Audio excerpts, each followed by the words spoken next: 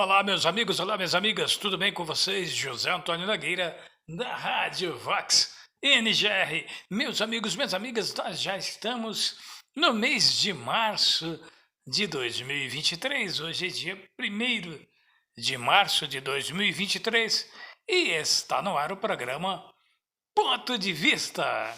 Pois bem, é claro, eu quero agradecer a vocês, meus amigos inscritos, os novos inscritos e os futuros inscritos.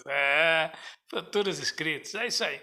E vamos começar rapidamente o programa Ponto de Vista de hoje, então, porque eu estou com muitos compromissos, estou muito atribulado hoje, muito atarefado.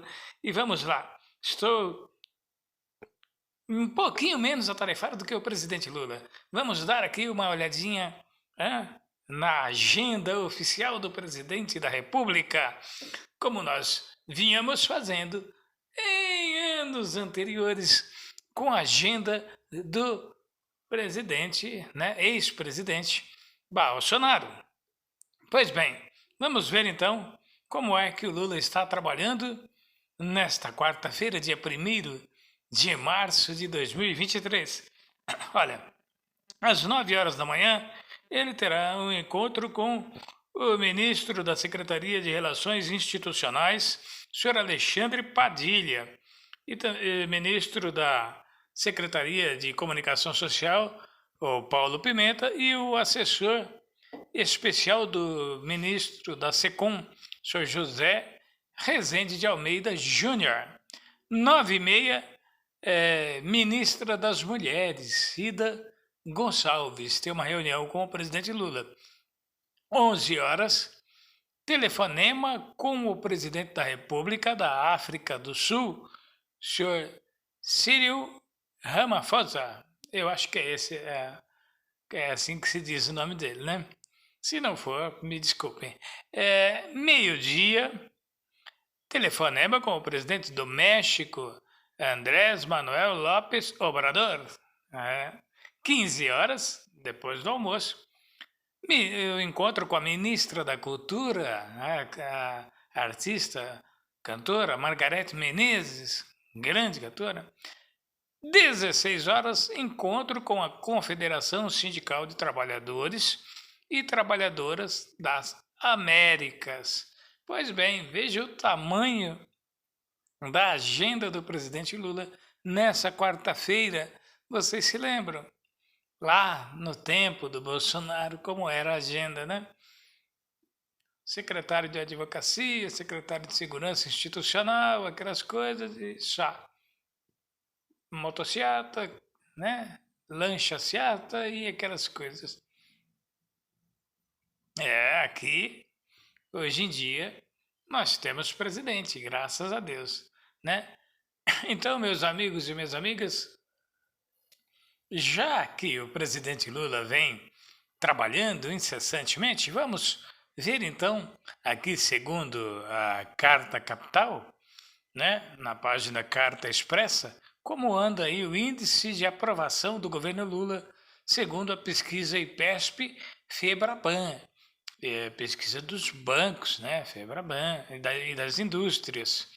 Pois bem, o governo Lula, do PT, é classificado como bom ou ótimo por 40% dos brasileiros, aponta a pesquisa da Febraban, divulgada nesta terça-feira, dia 28.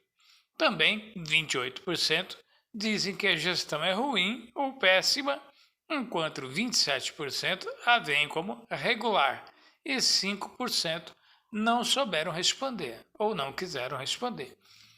Ocorre que 51% dizem aprovar o governo Lula e 36% desaprovam, 13% não responderam.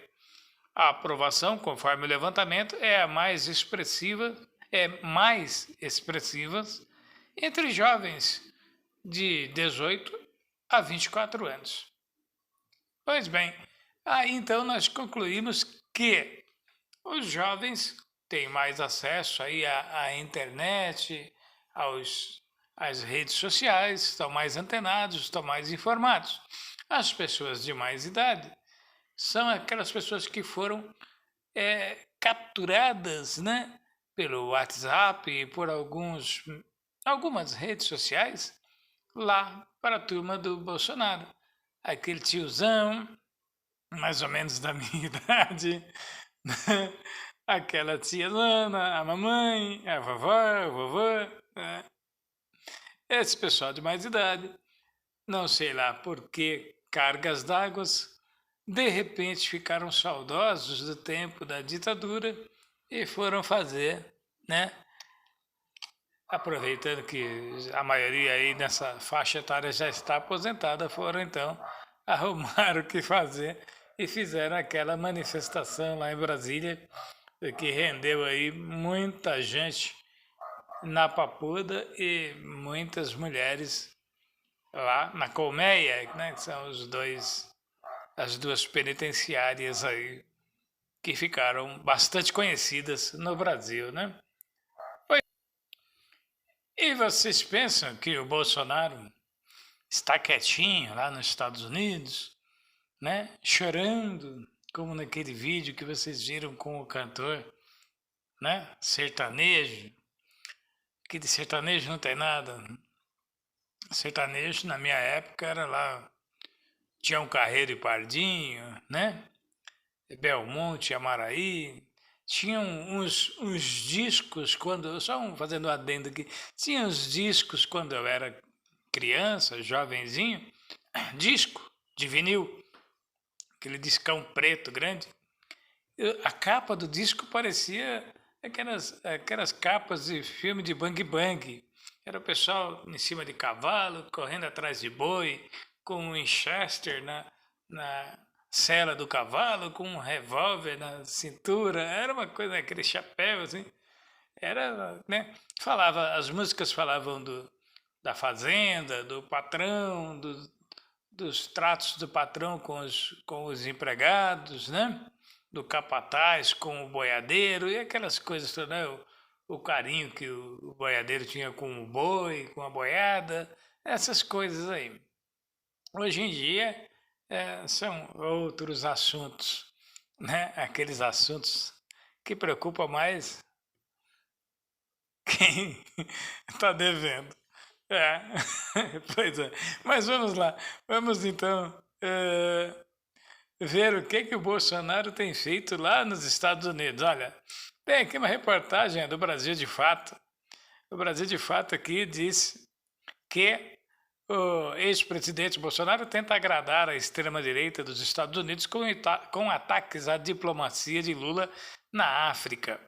A declaração do ex-presidente tentou associar Lula a governos autoritários, diz professora de Relações Internacionais. Na última semana, o ex-presidente derrotado, Jair Bolsonaro, do PL, do Valdemar da Costa Neto, que agora está ali com a Michele, por falar naquelas músicas, né? Então, vai ver que é por isso que o Bolsonaro ficou chorando, né? Quem sabe, né?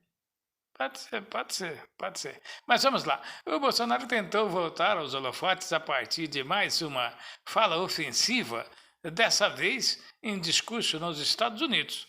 Ao falar sobre a política externa brasileira, Bolsonaro afirmou que o governo atual tem se aproximado de ditaduras da América do Sul e fora dela. Além disso, desvalorizou países africanos ao dizer que devemos buscar países que podem nos oferecer alguma coisa. Quem está no governo atualmente, aspas aí para o Bolsonaro, tá? Infelizmente tem se aproximado de ditaduras da América do Sul e fora também. Agora vai fazer uma turnê pela África. Devemos sempre buscar, não desprezando os mais humildes, mas buscar países que podem nos oferecer alguma coisa, disse o ex-capitão, que nunca capitaneou nada. Diga-se de passagem, né? Para Denilde Rose-Zacher, deve ser essa aí a pronúncia, Denilde Rose-Zacher, professora de Relações Internacionais da Escola Superior de Propaganda e Marketing, ESPM, o posicionamento do Bolsonaro mostra um alinhamento com a política externa da extrema-direita dos Estados Unidos, mais propriamente dita com o ex-presidente lá derrotado também, o senhor Donald Trump. onde ele está morando, né? O Bolsonaro está morando nos Estados Unidos. Aspas aqui. A frase do Bolsonaro reflete o discurso que ele vem fazendo de tentar agradar a extrema-direita estadunidense. Foi uma tentativa de associar o Lula a governos autoritários da América Latina e também a africanos, disse a professora. Pois é, meus amigos e minhas amigas, o Bolsonaro está aí, né? Querendo agradar americanos, sabe-se lá por quê? Porque muitos políticos americanos querem que ele saia de lá. Querem que ele saia. E eu creio, vou fazer uma previsão aqui para vocês, para depois, quando ocorrer, eu vir aqui com vocês e falar assim, vídeos anteriores, lá vai a minha previsão. Nós estamos em março. Eu creio que lá para abril, maio, por aí, o Bolsonaro já estará de volta aqui. Principalmente com essa papagaiada aí de CPI que estão tentando fazer, né, para investigar os atos do dia 8 de setembro. Só uma coisinha falando aqui da CPI. Presidente da República não pode ser convocado por CPI. Não pode. Então, se pretendem fazer uma CPI para expor algum problema do governo Lula, o Lula não pode ser convocado. Já ex-presidente, que agora é um cidadão comum, como o senhor Jair Bolsonaro, esse sim pode ser convocado a dar alguns esclarecimentos. Vejam vocês aí. Meus amigos. Vamos ver onde é que vai dar essa CPI, né? Dizem os políticos aí experientes que CPI, a gente sabe como começa, mas ninguém sabe como termina, né?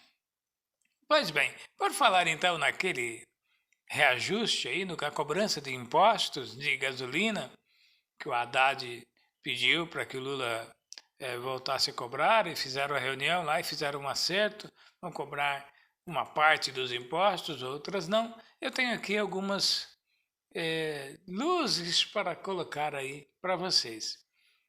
Talvez vocês vão ver ainda no decorrer do dia ou amanhã informações sobre esse posicionamento. Primeiro, o fato é que hoje, né, já está valendo então a volta da cobrança aí de alguns impostos nos combustíveis. Porém, o diesel deve sofrer um reajuste aí de 2 centavos no máximo. A gasolina também vai subir um pouquinho. E o álcool também vai subir um pouquinho, mas eu tenho informação que o gás de cozinha não deve subir. O preço do gás de cozinha não. Por quê? Por que estão tentando fazer essa manobra? Porque, via de regra, quem tem carro movido a álcool, diesel ou a gasolina, tem alguns carros, né, americanos aí, importados, movido a diesel. E também nós aqui, que não temos carro, nós andamos do busão aí, no ônibus, que também é diesel. Pois é, por isso que o diesel tem que ser baratinho, né? Graças a Deus. Mas, brincadeira, né? Mas é assim, olha, essa cobrança do imposto não deve preocupar o trabalhador pobre, o pessoal que não tem carro. Né? Não tem carro. O que importa o preço da gasolina ser um pouquinho para lá, um pouquinho para cá, tal. Não pode ser um preço absurdo, né? Que aí também influencia no gás de cozinha, aí sim é preocupante. Não é verdade, pessoal? Deixa aqui a opinião de vocês aqui nos comentários, por favor, para que nós possamos balizar então os nossos programas ponto de vista desse ano de 2023 pelos comentários de vocês. Tá bom? Vocês concordam com isso? Em quem atinge um pouquinho o preço da gasolina? Quem tem carro. Quem tem carro? Quem tem condições de comprar um carro? O pessoal classe média alta, os ricos, tal, né? Um pobre trabalhador assalariado não tem. Anda de ônibus. Então, o preço do diesel tem que ser realmente um pouco mais barato e o gás de cozinha também não pode subir muito, assim, né? Senão prejudica a gente aqui, que tem que levar a nossa marmita lá para o trabalho, né? Muita gente faz isso. Então, o presidente Lula está correto. O senhor Fernando Haddad também está correto. Porque esse imposto é de lei, é para o povo, é para investir em saúde, educação, segurança. Se o Fernando Haddad não cobra, deixaria esse imposto sem cobrança, nós ficaríamos sem esses investimentos.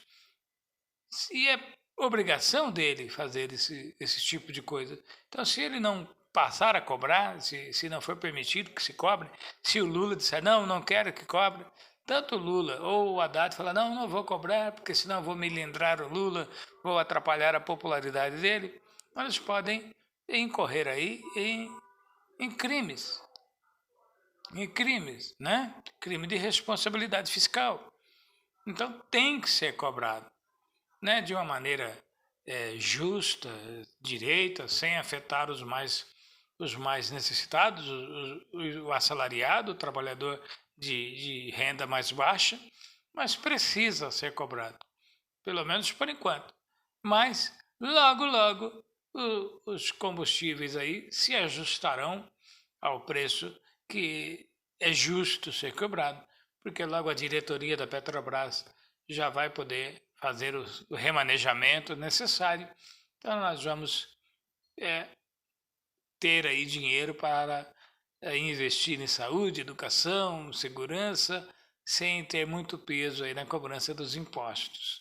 Certo, meus amigos? Fiquem tranquilos, tudo vai dar certo, tudo vai caminhar em paz e na maior tranquilidade. Tá bom? E é isso, meus amigos e minhas amigas. Então, o ponto de vista de hoje com esses esclarecimentos aí, né, sobre as responsabilidades do presidente Lula e do Fernando Haddad na questão dos impostos, sobre o comportamento do Bolsonaro lá nos Estados Unidos, sobre a volta dele. Aguardem, daqui uns 2 meses ele já estará por aqui e vai começar a ver o sol nascer naquele formatinho assim. Aguardem. E a família dele também. Só um pouquinho que vocês já vão ver. Tá bom? É isso, meus amigos, minhas amigas. O programa Ponto de Vista de hoje fica por aqui. Muito obrigado pelo carinho da sua audiência. Muito obrigado pela sua paciência. Inscreva-se no canal. Deixe o like aí quem gostar, o dislike quem não gostar. Deixe as suas observações aqui para que eu possa balizar o programa de maneira que chegue ao gosto de vocês, que são o foco, né? São o elo mais importante aqui na nossa programação. Ok? Amanhã tem mais ponto de vista. Então, por hoje é só, pessoal. Até amanhã. Tchau!